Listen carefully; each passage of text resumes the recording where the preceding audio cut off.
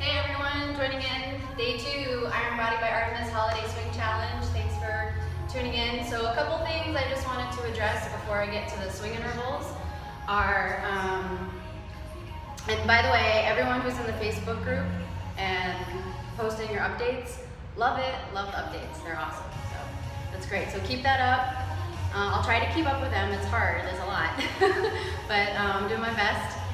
So I want to talk about number 1, swing volume, because I know there were a few people who are doing this challenge, and you mentioned that you're just getting back into your routine, you haven't been swinging a bell in a while, or you haven't been exercising in a long time. So my recommendation was start out with like 100 to 150 swings a day.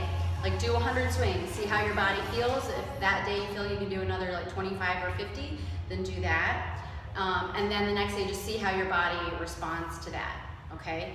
And because you want to make sure that you're not like totally killing yourself, right? You want to feel good, maybe be a little bit sore, but you don't want to feel like a train wreck. So that's number 1. Along with that, managing the swing volume, hand care comes into play, because if you haven't been swinging bells for a long time and you're doing this kind of volume of swings, then your hands can get really hot. They can potentially blister, they can potentially tear, and we want to avoid that at all costs, right? So especially as you go into consecutive days. So this is a 5-day plan, so if you're doing, even when you get into your 3rd day, like 3rd day in a row, and you haven't been swinging in a while and you're getting back into it with this, you might feel on the 3rd day, hey, my hands are hot, you know, they might be on the verge of like getting to the point where they're going to blister or tear, and you want to make sure that that doesn't happen. So one way to manage the volume is just make sure you take your rest days. So it's a 5-day plan. So you could do like 2 days on, 1 day off, 3 days on, 1 day off, like that.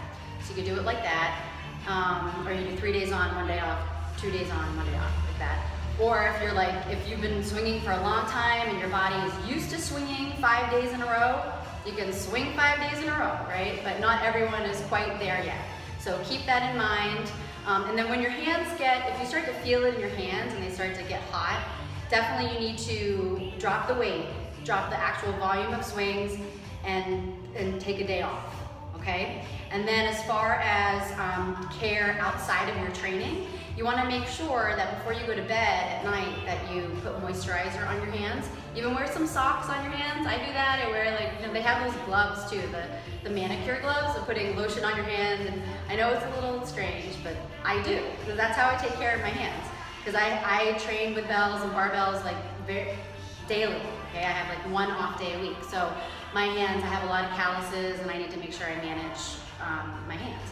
So I lotion my hands every night before I go to bed. I put socks or manicure gloves on my hands to make sure that helps to keep them from getting dry. Because what happens is when they get dry, they will crack. The calluses will crack, especially I live in Boston, all right?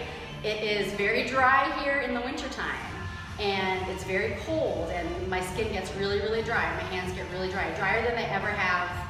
I spent a long time living in the DC area, and I didn't have that much of a problem there until I moved back to my hometown of Boston.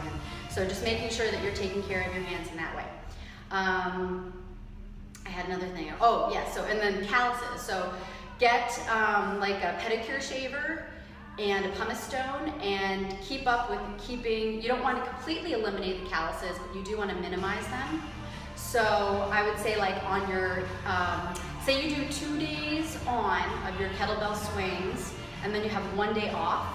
On that, after you finish that training session on the 2nd day, that day, before your day off, that is the day to shave down your calluses, because you're going to have a day off before you touch a kettlebell again. So it'll give your body a full day to kind of heal, bring that skin back, and that way you're not shaving the callus down and then next day going into swing a kettlebell and it's raw. Does that make sense? So those are just a couple things on managing swing volume, managing the plan for your off days, and hand care. So here we are, day 2. Let's get to the swing intervals. So what do we have on the menu? Today on the training skillet we have double kettlebell swings and heavy 1-arm swings. So for, and I actually might need to pull up, give me 1 second, I need to pull up the plan real quick. I know for the double kettlebell swings, we're doing sets of 10 sets of 10, and you're setting your timer for 15 seconds of work and 30 seconds of rest. And you're gonna do your set of 10 in that 15 seconds of work, and then you have that 30 seconds of rest. Now, if you need a little extra time beyond that 30 seconds of, if you need a little extra time beyond that 30 seconds of rest, you can always set your intervals for 30-30 split, right? So you have like 45 seconds to recover. That's no problem. So everything in the plan is just a suggestion. Now for the one arm swings, you're gonna choose a heavier bell. And I think you're doing 6 right, 6 left. I just have to pull it up real quick before I tell you what you're doing. So just give me a moment. I have a lot of things in my brain, so I can't remember everything. I have to remember a lot of things. Okay, so here we go. Day 2. The one arm swings are, we're doing 10 repetitions. That's what we're doing. Okay, here we go. So for the one arm swings, you want to choose a kettlebell size that is heavier for you. You know that you can do multiple sets of 6 right, 6 left with. And you're going to be working with intervals of a 20-20 split. 20 seconds of work, 20 seconds of rest. Again, if you need to adjust those work-rest intervals, adjust them. Make it like 25-25, okay? So, and you're going to do up to 12 to 15. Again, it's just a suggestion. You could do 10. You'll still be getting some swings in. So just do what you need to do for yourself and where you're at with your training, okay? So what do you do if you don't have double bells? Or you haven't done double bells before, right? Then you want to get a heavy two-handed swing size bell and just do sets of 10 two-handed swings, okay? And then you could, what you could do if you haven't done one arm swings yet, you're not ready for that yet, you could just change the 6 and 6 to sets of 10, right? Just add on some sets of 10. So I'm gonna just demo a couple of the options here. So first the plan is, hopefully you can see me okay. So double bells, the original plan is set up your timer, your interval timer, 15 seconds work, 15 seconds work, 30 seconds rest, and you're gonna do a set of 10 double bell swings. I gotta make sure I don't trip on my leg warmers. All right, so 10 double bell swings here, which will take me about 15 seconds.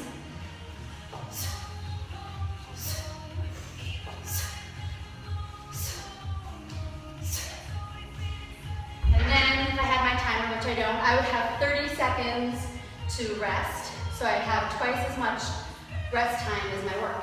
And then I'd come back around and do round 2. Now if I don't have double bells, or I've never done double bell swings before, and today is not the day to start, then you just want to get a heavy two-handed swing size bell and just do sets of 10. Sets of 10 in that 15-second work block with your 30 seconds of rest.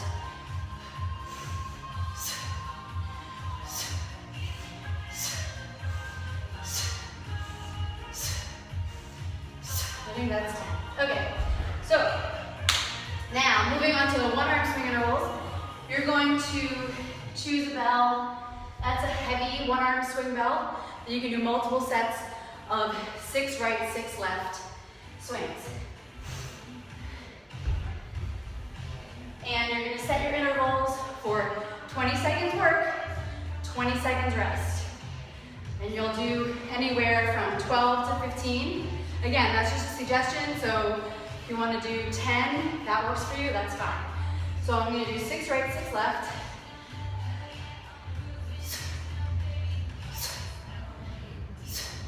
And I am listening to Katy Perry, yes. All right.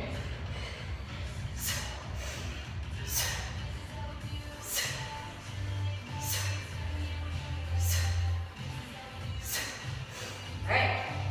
So, what if you don't have a one-handed swing size bell, or you're not doing one-handed swings yet, you can go back to those heavy two-handed swings for sets of 10 that I demonstrated in the beginning, okay? So I hope that helps. If you haven't joined the Facebook group yet, go ahead, send me a request to join. I'm posting updates, and that's how I'm going to keep track of swing totals too. All right, so have fun swinging, and I will see you. I'll be broadcasting tomorrow from Periscope an example of the plan for tomorrow. All right, see you soon.